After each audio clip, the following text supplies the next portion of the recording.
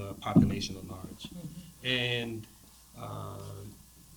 another insidious element of the so-called opposition to is that they are quick and ready to be of service to foreign interests. Yeah. Right? So there's no shortage of opposition figures in line that are ready to come to the doors of the State Department in the United States, for Yeah. example, or the Champs-Élysées Yeah. in France, or in Belgium. So that the youth are fighting that battle to really not against, not only against, not against an individual, but against a system, but also a battle an affirmative battle to create a new system, to create a new society, a new culture, where the uh, the general welfare is the priority, and not the personal interests of particular politicians or certain elites uh, that have benefited from the way that things have run in the past. It's like many battles, like Yes. You kind of got you have to go step by step. And this, the other side is on full speed mode, but you have to do Yeah. all this little step. And it's a generational battle as Yeah, well. and it's throughout Africa, throughout not just Africa. Africa, but throughout, like The a globe. lot of nations. And that's why we say that Congo is emblematic Yeah. of the continent as a whole. It's just that what happens, it's such a big country. Everything's so big, so it happens in extreme, right? So when it comes to the tragedies that we see on the continent, Congo is emblematic of that. There's no, really, if you look at the country, there is no other country in the world since the European slave trade that has suffered to the extent that Congo has in terms of loss of life, right? It just doesn't exist. Yeah. So the extreme tragedies are there, but then again, you also have the potential, tremendous potential, not only in terms of its natural resources, but in terms of its human resources. 80 million people with a median age of 17, right? So that just represents tremendous potential if given the space or the climate for all of that human potential to be married with the natural potential that exists in the country. It could be revolutionary for the African continent. Yeah, and I feel like Congo, as you said, Congo itself could like help the whole world, not just Africa, but the whole world. Yeah. And if you think about it, when I was reading this, then what Kabila, the father, when he kicked off this, the guy from Rwanda. Sorry, I think his name is Kabarere. Yes, when he yes, kicked the guy out, Yes. and Rwanda and this ally attacked Congo. The country, like what helps Kabila at that time was Angola's military. They were able to push back the Rwandan army. I mean, not just Rwanda, Uganda, and even Mozambique, and probably back up with the West. But they were able to push them back out of Kinshasa, right? But it had to be they had to get help from outside, and I guess Angola realized, if this country is being seized, is going to affect them. So, they joined forces to help the Congo. Then, even though now, in the news, like someone, like they're kicking some Congolese out of Angola, I feel like without that unity among us Africans, it's going to be hard because, you're doing a great job here, but even on the continent, I have a lot of friends, I mean, not friends, but people, especially from like West Africa, they look at the Rwandan president, what's his name again? Kagame, as someone who is doing a good job, and I have to debate all the time with them. But this guy is. I mean, we had the same we had a president like Kagame. You know, like I don't know if you follow the history of Burkina Faso. Oh, absolutely. Yeah, you see Compaoré Power, yes. and Kagame, they're like from the same mother. Same cloth. You know, cut from the same cloth. Like, they, like even to the way they operate. You know, Burkina had someone who was in the army doing the dirty job, just like Cabarere was doing. Is doing in Rwanda. Okay. So I feel like it has to be a connection Yes, yes. among us Africans. And I have to say, it's happening. You know, it is happening. We were just Friends of the Congo was just in Ghana, participating in a Pan-African conference where you had some 60 countries from around the world participate, over 500 delegates, and there were a dozen Congolese there. And what was fascinating and rewarding about the conference is that you had these young Congolese sitting down with these young Burkinabés, and they were having discussions, and Burkinabés were sharing with them, what they did to be successful, where they fell short in their ousting of Compaoré, and how Congolese can use some of those tactics in the Congo. Yeah. And then they were also talking with the Haitians who were there. So that solidarity, that support, it's happening. There's a group, several formations on the continent that are developing. Before that, some of the Congolese were in Tanzania, talking with other Africans about Congo, Togo, Gambia. So these conferences, these gatherings, as Rodney would probably call them, these groundings, are unfolding on the continent, and I'm very optimistic about that. And to give you an example and tie in Kagame as well, if you followed what unfolded this late summer in Uganda, for example, with Museveni, in his jailing and torturing of Bobby Wine, when he did that, some of the most vocal voices in support of Bobby Wine were the Kenyans, right? And Kenyans were organizing demonstrations, and some Rwandans from outside of Rwanda, right? Congolese were supporting Bobby Wine, chastising Museveni, and as we saw the support build around Bobby Wine and the repressive tactics that were being utilized by Museveni, then the discussion arced into Rwanda, right? So Bobby Wine was then compared to Diane Rwigara, who was jailed by Kagame because she ran for president in the last elections. And it also morphed into discussions, around Victor Ingabire, right? Who ran for elections, I think it was 2010, that was jailed by Kagame. So here's a guy, these West Africans who are celebrating Kagame, as you talked about, here's a guy who's won his elections, 3 elections, I believe it is, and I think the lowest percentage that he had was 93%. Now, in my own family, I don't have 93% agreement. Were you getting 93%, 95%? The last elections, you won with 99%. Yeah. So, ask the Ghanaians, ask the Burkinabés if that's what they want, somebody who's winning 99% of the vote. And in order for you to win 99% of the vote in any country, you basically have to destroy the opposition, right? Yeah. You have to jail them, you have to kill them, right? And you have to terrorize the population. That's how you win 99%. Yeah. So that's how Kagame moves.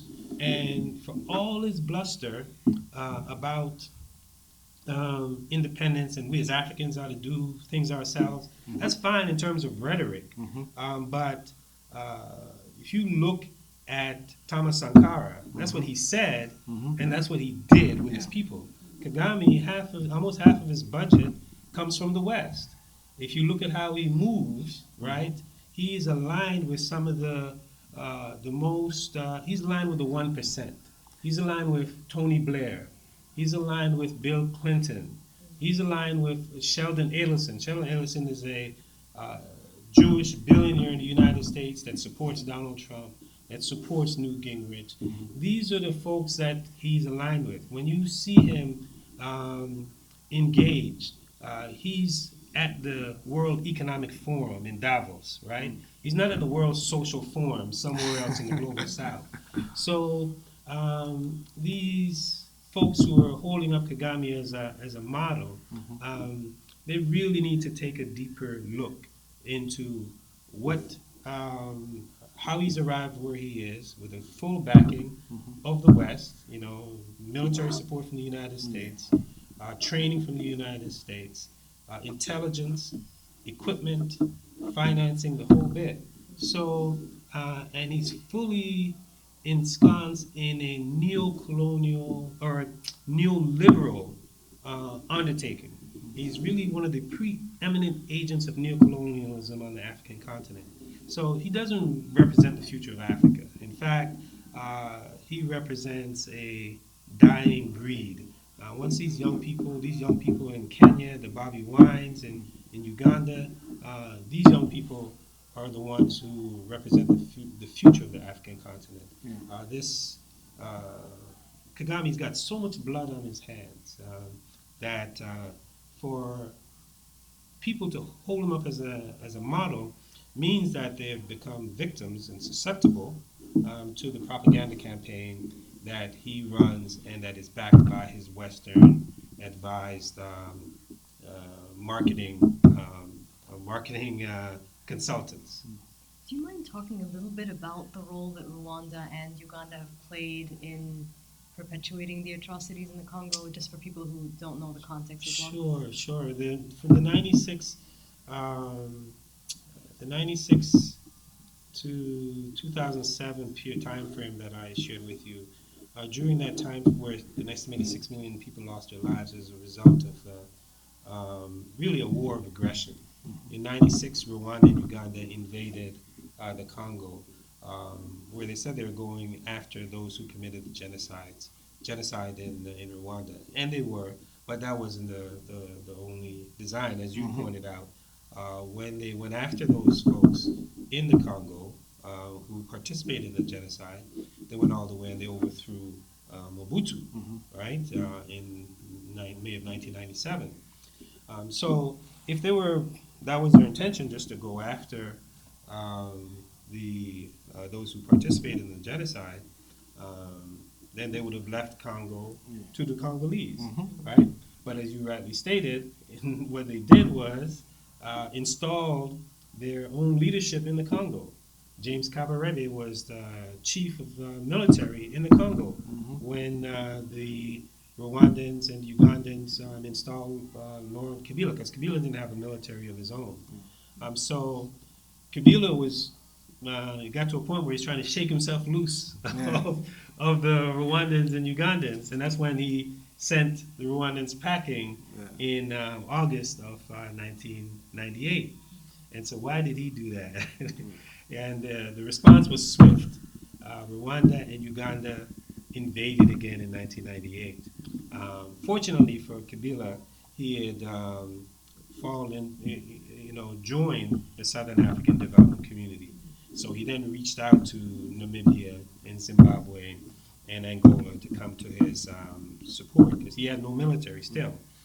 So that's when those countries came and pushed back the Rwandan and Ugandan second invasion, that 98 war, which the International Rescue Committee said that it resulted in the loss of 5.4 million lives, that 98 war, which had some 11 African countries or so involved in the conflict. This time, Angola was on the side of the Congolese. It was in the 96 war, Angola was on the side of Rwanda and Uganda, because Angola had strategic interests. Jonas Savimbi was in Angola, Mobutu was in power in Zaire then, was a CIA conduit to UNITA, and Savimbi and in terms of money, equipment, the whole bit.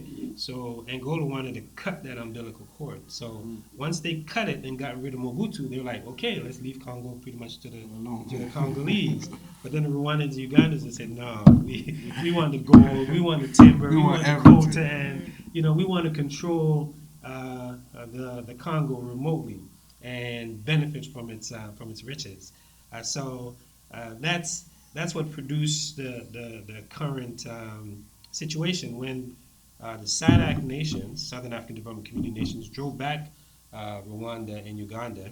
They came to a peace accord in 2002, and then there was a transition in the Congo from 2002 to 2006, 2003 to 2006 rather. But Rwanda and Uganda kept supporting militia groups. They had proxies. They weren't openly in the Congo with their military. Now they were clandestinely in the Congo. They set up different militia groups in the Congo and provided them with training, financing, something. Sent their top military officials in with them in certain instances to continue to destabilize the Congo, and that continues to this day. That continues to this day. That the east of the country. The Congo is the most unstable part of the country, and a major part of the reason for that is because of Congo's neighbors, Rwanda and Uganda. With all these, reports and proofs and all these, why are they still being supported by the U.S. and like all their allies, especially the U.S.? Well, the U.S., Europe, United Kingdom, these are nations and formations that act on their interests. Yeah. They don't act on morality or justice or any of those things that we hold dear.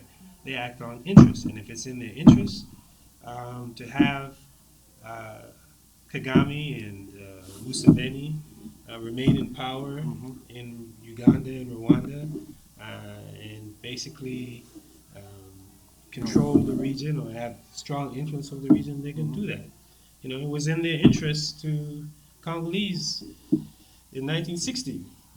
Democratically elected Patrice Emery Lumumba and his Mouvement National Congolais, his party, and within weeks the United States overthrew him, right, and which led to his assassination. Within weeks of Lumumba being inaugurated.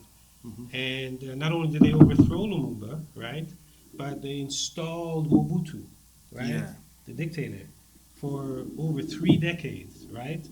They installed Mobutu for over 3 decades.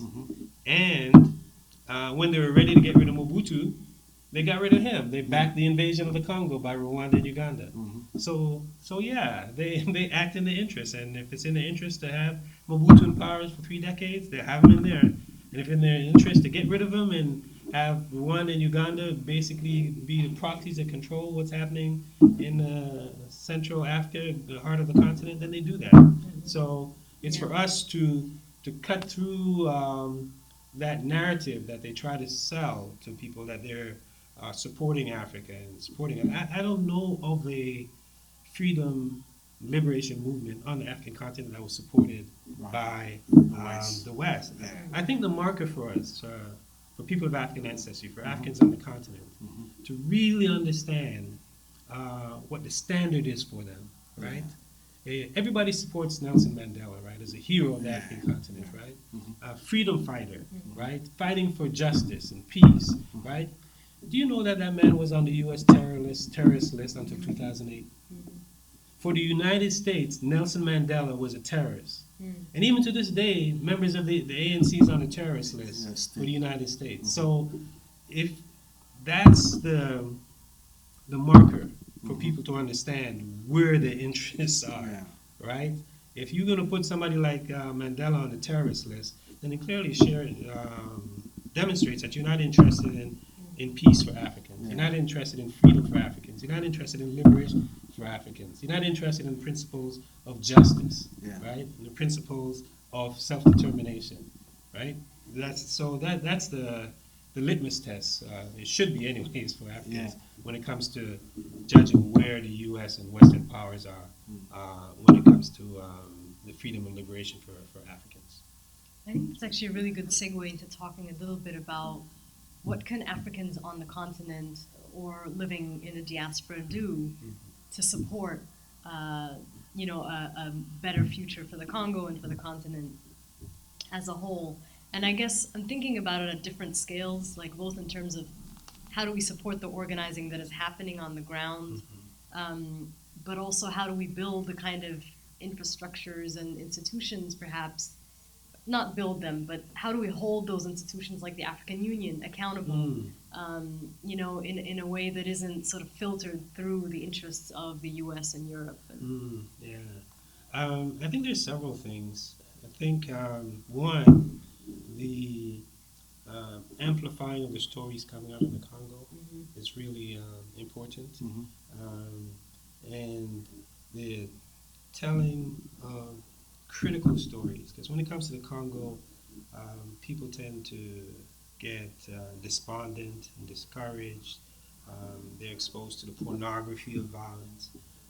And violence does occur, but that's not the whole story. So looking at Congo in a holistic fashion, and broadening the lens, I think is really important. So telling the right story, sharing the narrative, um, amplifying the stories coming out of the Congo, like what we're doing today, right? Today you have me doing a podcast. Tomorrow it could be some of the young people on the ground who are fighting for change in the country. So using whatever platforms that you have in order to get the word out about the resiliency, about the resistance, about the pursuit that these young people are, and people across the board inside the country uh, have to achieve some level of peace, to achieve some level of justice, and really this pursuit for human dignity. So telling that story is really critical, and leveraging all the platforms at our disposal to do so is important, whether they're podcasts, radio outlets, newspapers, blogs,